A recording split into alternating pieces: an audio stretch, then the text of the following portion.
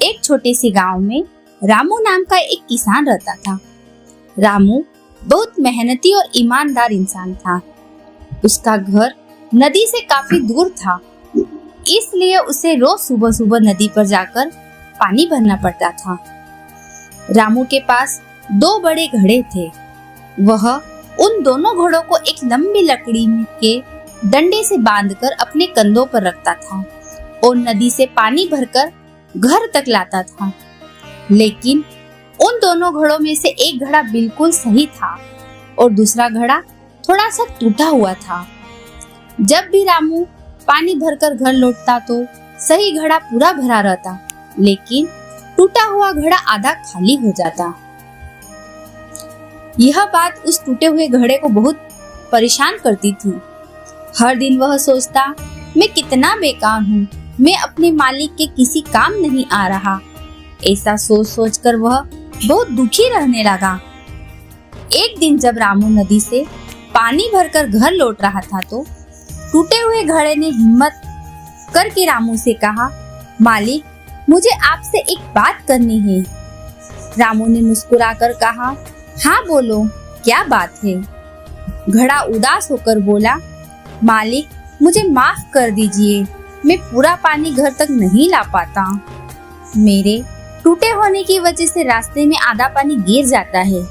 आप इतनी मेहनत करते हो, लेकिन मेरी वजह से आपकी मेहनत बेकार हो जाती है।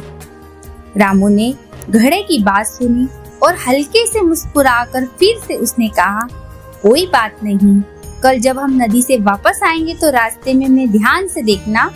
अगले दिन रामू फिर नदी पर गया और दोनों घड़ों में पानी भरकर वापस लौटने लगा। चलते चलते उसने टूटे हुए घड़े से कहा, आज रास्ते को ध्यान से देखना। घड़े ने पहली बार रास्ते को ध्यान से देखा। उसने देखा कि रास्ते के एक तरफ बहुत सुंदर सुंदर फूल खिले हुए थे, रंग बिरंगे फूल जो हवा में झूम रहे थे। घड़ा यह देखकर हैरान हो गया।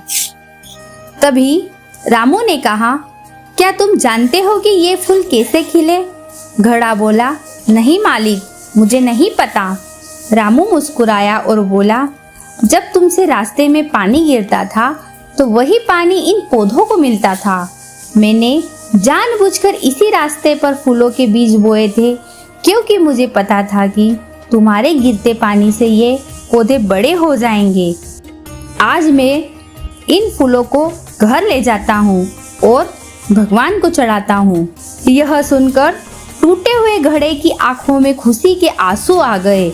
जो घड़ा खुद को बेकार समझता था, आज उसे समझ आ गया कि उसकी कमी ही किसी के लिए खुशी बन गई थी।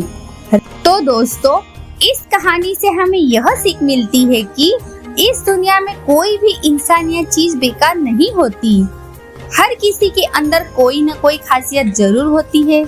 इसलिए कभी भी अपनी कमियों से निराश मत होइए, क्योंकि वही कमी कभी आपकी ताकत बन सकती है।